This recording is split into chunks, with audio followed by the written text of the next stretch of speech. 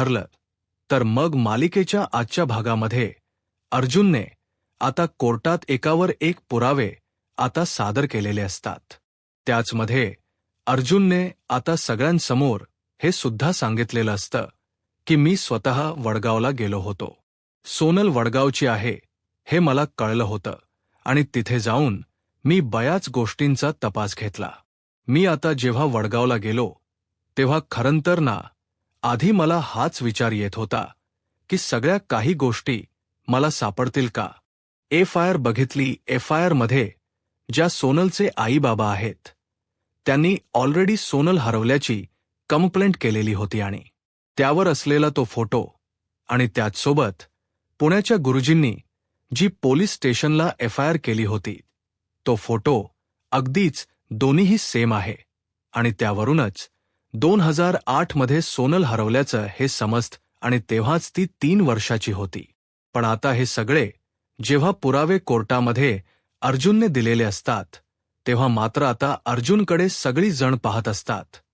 त्यानंतर आता अर्जुन हेही सांगत असतो की या सगळ्या गोष्टी झाल्यानंतर आम्ही अपायबल असलेल्या त्या ॲड्रेसवर पोहोचलो।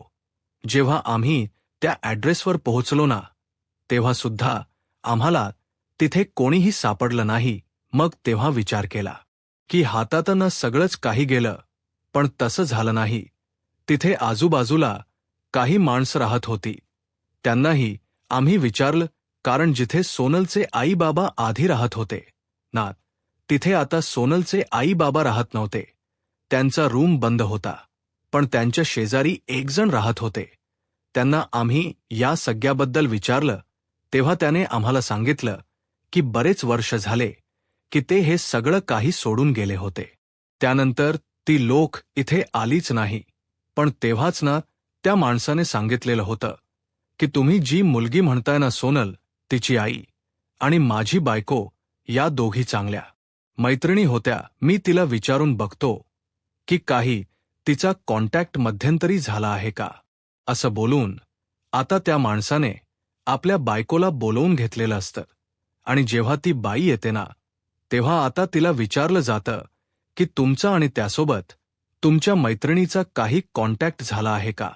तेव्हाच ना ती थोडी घाबरलेली असते, पण तिचा नवरा तिला सांगत असतो की पोलीस आहेत, पोलिसांना सांग ते काहीच करणार नाहीत। त्यांना खरंतर अर्जुनाबद्दल समजलं आहे। मग जेव्हा हे सगळं काही तिचा नवरा तिला समजावतो ना तेव्हा ती आता पोलिसांना सांगत असते। ती म्हणत असते खरं तर ना जेव्हा इकडन माझी मैत्रीण म्हणजेच अर्चनाची आई निघून गेली ना त्यानंतर तिचा काही पत्ताच नाही। मी बऱ्याचदा तिला कॉल करायचा प्रयत्नही केला, पण तिचा फोनही लागत नव्हता। म्हणजेच तिचा फोन ना पूर्णपणे बंद होता। त्यामुळे मलाही कळलं नाही की ती कुठे गेली ते। पण आता तुम्ही ज्या अर्चनाबद्दल विचारताय ना ती अर्चना ना माझ्यासमोर तर जन्माला आली होती। म्हणजेच मीच तिला अंगा खांद्यावर वाढवलं आहे, खेळवलं आहे। हे म्हटल्यानंतर आता अर्जुनसाठी ही सगळं काही सोपंच असतं। मग आता अर्जुन त्या बाईला विचारतो म्हणजे नेमकं काय काय घडलं होतं, प्लीज तुम्ही आम्हाला सांगू शकता का। तेव्हाच ना खरंतर जेव्हा तुम्ही म्हणताय ना सोनलच्या आईची डिलिव्हरी होती तेव्हा तिचे बाबा जे आहेत ते इथे नव्हते। तिचे बाबा इथे नसल्यामुळे ना या सगळ्या काही गोष्टी एकदमच कठीण होऊन बसल्या होत्या। काहीच कळत नव्हतं, पण अचानकपणे ना तिला कळ्या सुरू झाल्या होत्या आणि जशा तिला कळ्या सुरू झाल्या तसं मग मी ठरवलं की तिला इथे थांबवून उपयोग नाहीये। तिला तातडीने आम्ही ना हॉस्पिटलाइज केलं आणि इथे मांजरगावला तीच सरकारी हॉस्पिटलमध्ये नाव नोंदवलेलं होतं हे मला माहिती होतं। मग मी तिथेच तिला घेऊन गेले। तेव्हा तिथेच तिला घेऊन गेले ना तेव्हा सोनलचाच म्हणजे अर्जुनाचा जन्म झाला आणि मांजरगाव या सरकारी हॉस्पिटलमध्ये तिचा जन्म झाला आहे हे अर्जुनला कळलेलं असतं आणि त्यामुळेच ना आता अर्जुनने या सगळ्याचा सुद्धा शोध लावून त्या मांजरगावच्या हॉस्पिटलमध्ये थेट भेट घेतलेली असते। कारण त्याला आता तिथून सुद्धा पुरावे भेटतील, बर्थ सर्टिफिकेट भेटेल यावर पूर्णपणे विश्वास होता। त्यामुळे आता तो न डगमगता पुढे वाटचाल करत होता। त्याने आता तिथून ना बर्थ सर्टिफिकेट सुद्धा मिळवलेलं होतं, कारण बर्थ सर्टिफिकेट हे खूप जास्त महत्त्वाचं होतं, ज्यामध्ये सोनलच्या जन्माची तारखेची नोंद केलेली होती. आणि आता जर हॉस्पिटलमधून आपण ते बर्थ सर्टिफिकेट घेतोय तर ते रिअलच असणार. आणि त्यामुळेच आता ते बर्थ सर्टिफिकेट जेव्हा अर्जुनला हाती लागत तेव्हा अर्जुन ते बर्थ सर्टिफिकेट देताना म्हणत असतो की बघा, तुमच्या समोर या सगळ्याचा खुलासा आहे.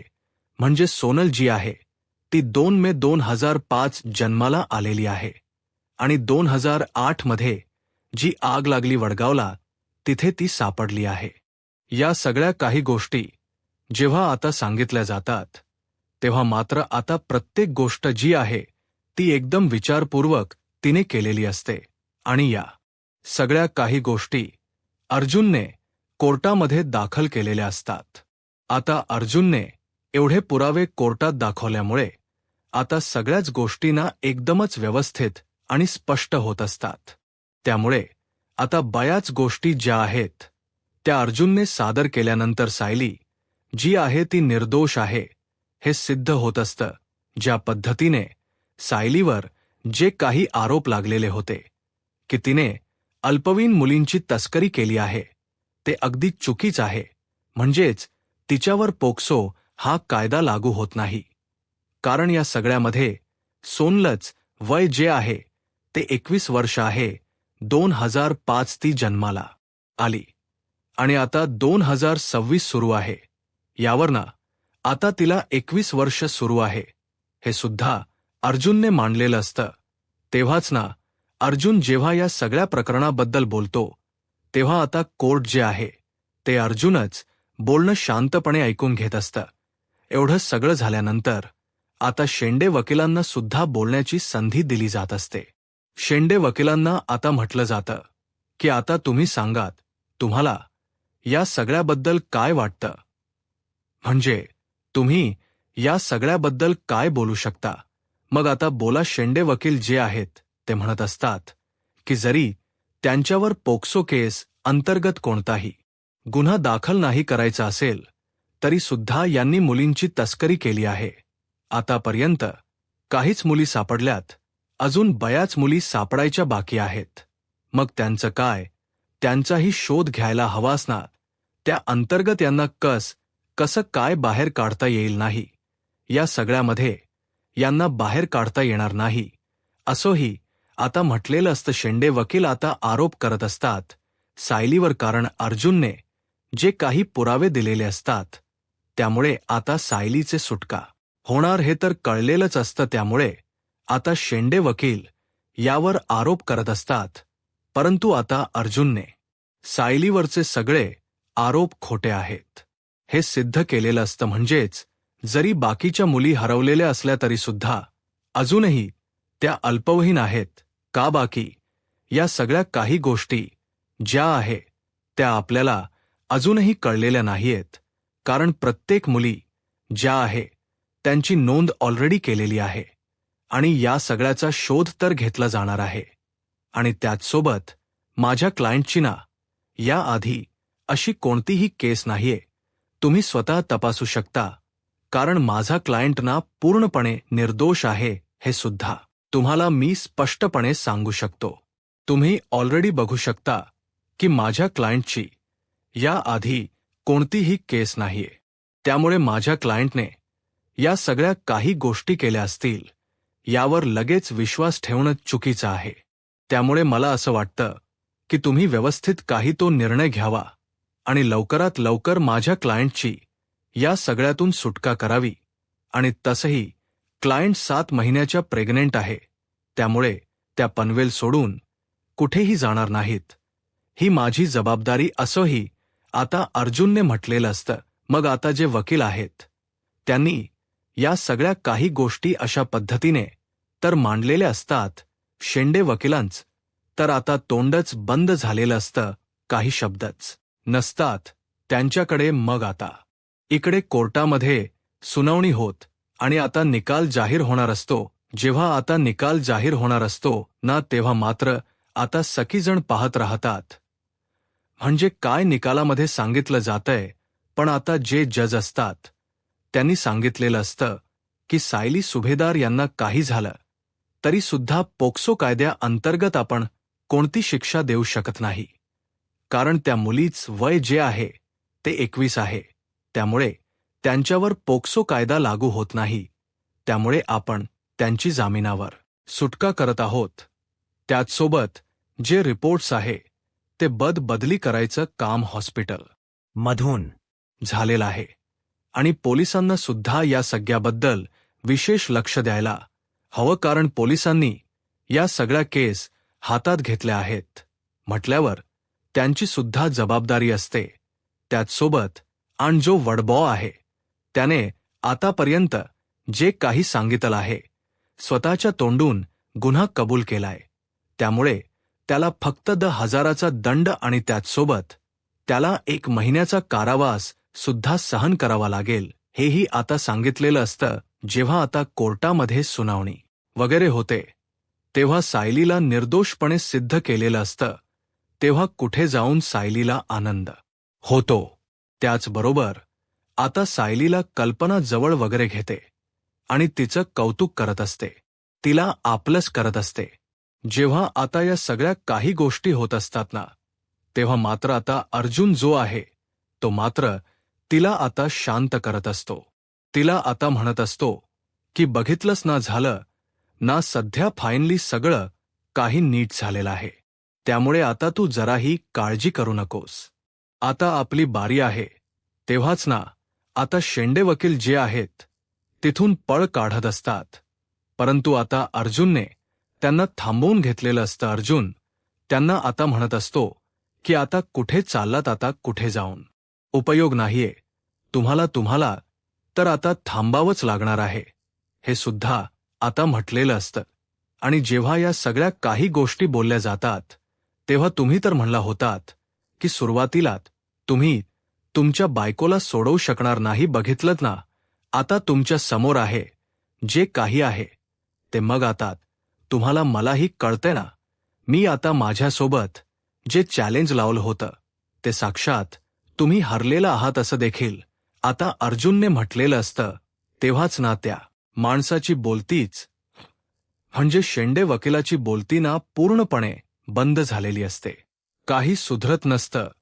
त्यावेळेला आता म्हटलं जातं की काय म्हणायचं आहे तुम्हाला. मग तेव्हा शेंडे वकिलांना अर्जुन म्हणत असतो की आता तर मी जामिनावर माझ्या बायकोला सोडवतोय, पण उद्या तिच्यावर लागलेले सगळे आरोप ना हे सुद्धा खोटे आहेत ना, हे सुद्धा मी सिद्ध करून दाखवणार आहे.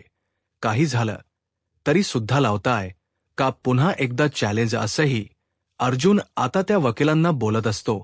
अर्जुन जसं त्या वकिलांना बोलतो ना तसं मात्र आता त्या वकिलांची बोलती पूर्णपणे बंद झालेली असते. त्यांना आता चॅलेंज वगैरे लावायला सांगितलं जातं, पण तरी सुद्धा ना आता चॅलेंज काही लावायला काही इथे ते तयार नसतात, कारण आता अर्जुन जो आहे तो कधीच हरत नसतो. हे अर्जुनने अशा पद्धतीने का होईना सिद्ध केलेलं असतं. आणि जेव्हा या सगळ्या काही गोष्टी अशा पद्धतीने त्याने सिद्ध केलेल्या असतात ना, त्यामुळे आता काही झालं तरी सुद्धा तोंड बंद करावंच लागत असत त्या शेंडे वकिलांना, कारण त्याची आज अर्जुन समोर हार झालेली होती. त्यामुळे आता अर्जुन सोबत कोणताही चॅलेंज न लावता गुपचूपणे त्यांनी आता तिथला काढता पाय घेतलेला असतो. त्यासोबत सचिन आणि राकेश हे सुद्धा आता तिकडून पळतात, कारण आता त्यांनी बघितलेलं असतं की सायली निर्दोष सुटलेली आहे म्हटल्यावर आता सायलीला सगळं काही बरंच झालंय, पण आता आपला प्लॅन फसलाय. त्यामुळे आता ते पुरते घाबरलेले असतात. तेच आता दुसरीकडे या सगळ्या काही गोष्टी होत चाललेल्या असतात, हे प्रकरण वाढत चाललेले असतं. आणि त्यामुळेच ना आता इकडे बाहेर ऑलरेडी मीडियावाले आलेले असतात आणि त्यांना या लोकांचा बाईट घ्यायचा असतो. म्हणजेच आता सायलीची जी केस आहे त्याला आता वेगळं वळण लागलंय असं मीडियावाले बोलत असतात. आणि पहिल्यांदा ते सायलीचा बाईट घेत असतात. त्यावर सायली म्हणत असते की माझ्या नव्यावर, माझ्या वकिलांवर पूर्णपणे विश्वास आहे. त्याने जे काही केलेलं आहे ते माझ्या सुटकेसाठी केले आणि या सगळ्यामध्ये उगाच मला फसवले गेलेलं आहे. या सगळ्यात माझी काही चूक नाहीये, तरी सुद्धा मला ओढलं गेलं. त्यामुळेच मी या सगळ्या काही गोष्टी ज्या आहेत त्या तुमच्या समोर आतापर्यंत मांडलेल्या आहेत. आणि त्याचसोबत इकडे आता अर्जुनलाही विचारलं जातं. अर्जुनही म्हणतो की सायलीवर लागलेले आरोप खोटे होते आणि ते सिद्ध केलेत आणि त्यामुळे जामिना यावर सुटका झाली. पण पुढे काय होईल ते आता तरी मी तुम्हाला सांगू शकत नाही. वेळ आल्यावर तुम्हाला सगळ्या काही गोष्टी कळतील असंही आता म्हटलेलं असतं. आणि जेव्हा या सगळ्या काही गोष्टी बोलल्या जातात ना, तेव्हा अर्जुन मीडियासमोर एवढंच पुढे स्पष्टपणे बोलत असतो. आणि जेव्हा अर्जुन स्पष्टपणे या सगळ्या काही गोष्टी बोलतो, तेव्हा मात्र आता इकडे तो पुढे काहीच न बोलता तिकडं निघून जातो. कारण घरी जाणं सुद्धा गरजेचं होतं. आणि जेव्हा घरी तो पोहोचतो, तेव्हा मात्र आता इकडे ना ऑलरेडी अस्मिताने सगळी तयारी केलेली असते.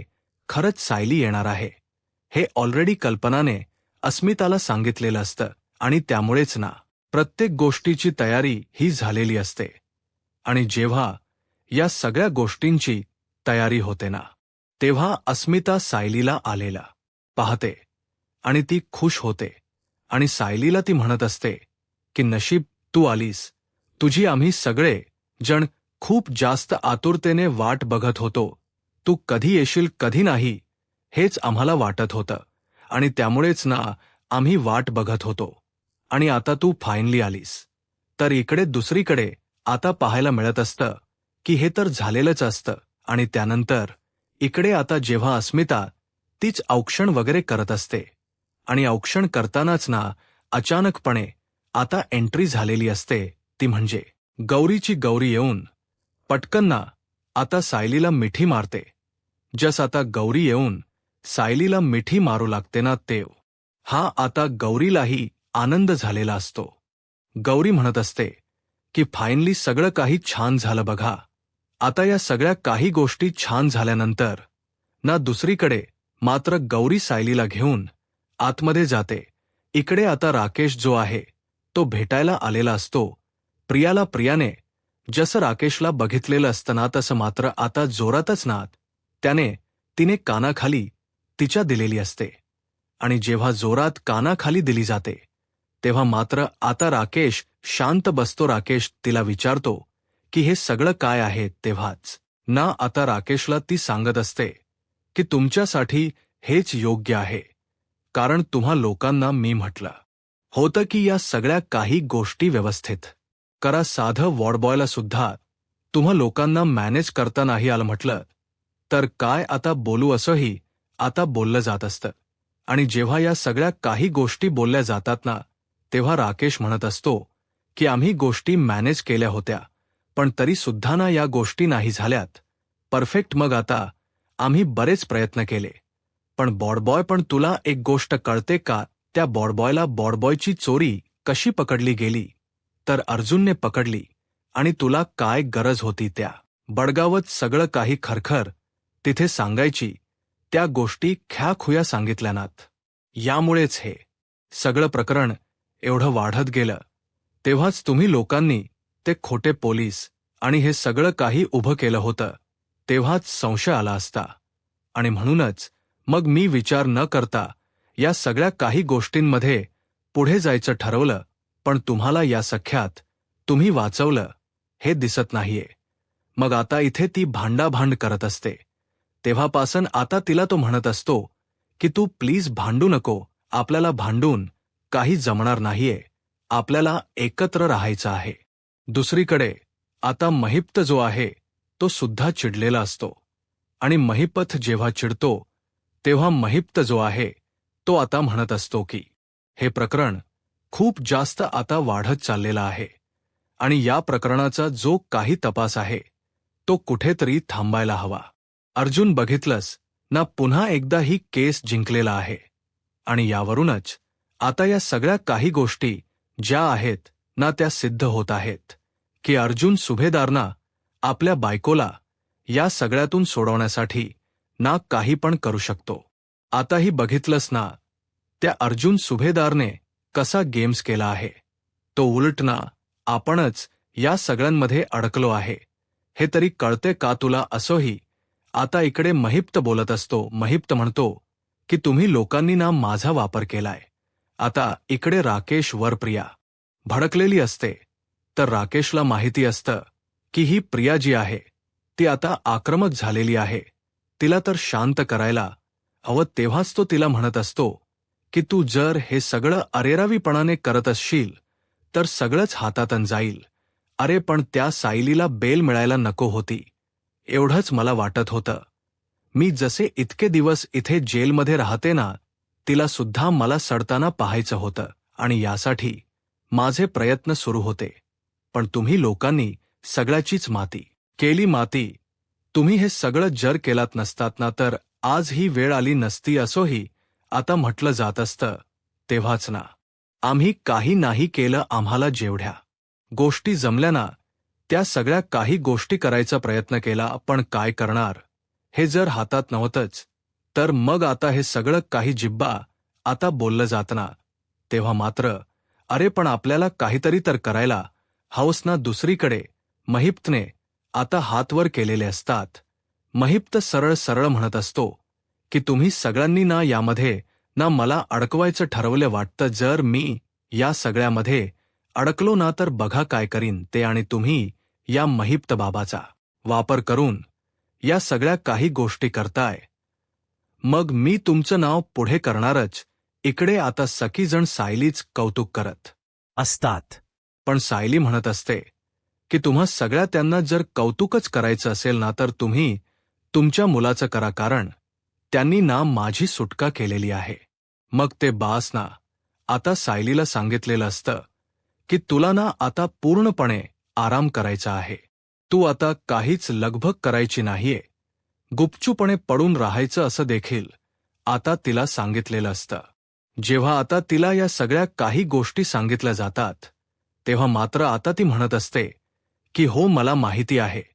पण तेव्हाच ना कल्पनाही म्हणत असते की तुझा चेहरा बघ कसा झालाय. आता पूर्णपणे आराम करायचा, आराम केल्याशिवाय कसं बरं वाटणार आहे. असंही आता ती तिला म्हणत असते. तेव्हा सायली म्हणत असते की हो आई, तुम्ही काळजी करू नका, मी घेईन माझी काळजी. असंही आता ती बोलत असते. जेव्हा आता या सगळ्या काही गोष्टी ती बोलते ना तेव्हा आता कल्पना तिला सांगत असते की बाळा, आम्हाला ना तुझी काळजी वाटत होती की तुझं सगळं काही कधी ठीक होईल, कधी बरी होशील. एक ना एक असे विचार मनामध्ये सारखे येत होते. पण अचानकपणे जे काही झालं त्यामुळेच ना थोडी भीती सुद्धा वाटत होती. पण अर्जुनने बरं झालं तुझी सुटका तर या सगळ्यातून केली, तेव्हा कुठे जाऊन आता बरं वाटतंय. ह्या सगळ्या काही गोष्टी तेच. आता इकडे अर्जुन तर दिवसभर काल घरात सुद्धा नव्हता. त्याचमुळे आता मला कळलेलं आहे की ते माझ्याचसाठी फिरत होते. अर्जुन तर दिवसभर घरातच नव्हता आणि हे सगळं काही आता बोललं जातं. तेव्हा आता सायली म्हणत असते की हो मला माहिती आहे हे सगळं काही माझ्यामुळेच असणार आहे, म्हणजे मीच त्याला कारणीभूत आहे असंही आता ती म्हणत असते. पण आता सगळं काही चांगलं झाले त्यामुळे आता आनंदात तर सगळे जण असतात, पण अर्जुनच्या डोक्यामध्ये अजूनही विचार सुरू असतात. कारण अर्जुनला बाकी इतर मुलींना सुद्धा या सख्यातून बाहेर काढायचं असतं. तेव्हाच तर तो सायलीला निर्दोष मुक्त करणार असतो आणि त्याच्यासाठी एक मोठं आव्हान असतं. गौरी आता सायली सोबतच तिच्या बरोबर बसलेली असते आणि तेव्हाच ना आता इकडे त्यांचं संभाषण होत असतं. इकडे आता जेव्हा प्रिया जी आहे ती आता म्हणत असते की आपण ना तुझं बरोबर आहे, भांडून तर काहीच उपयोग नाहीये, भांडत बसलो ना तर सगळंच हातातून निघून जाईल. पण आपल्याला आता हस्त राहायचं आहे, आपल्याला 6 जणांना एकत्र राहायचंय आणि त्यासाठी जे काही करता येईल ना ते आपण करूया असंही आता बोललं जात असतं. आणि जेव्हा या सगळ्या काही गोष्टी बोलल्या जातात तेव्हा मात्र आता प्रिया म्हणत असते की हो तुझं आपलं बरोबर आहे, पण आता त्या सायलीला आपल्याला काही झालं तरी सुद्धा इथून बाहेर पडायला द्यायचं नव्हतं. कारण मी जे आतापर्यंत त्रास सहन केलेत ना, ते त्रास तर तिने काही सहन केलेलं नाहीयेत. तिला सुद्धा कळलं पाहिजे होतं की तिने काय केलं आहे.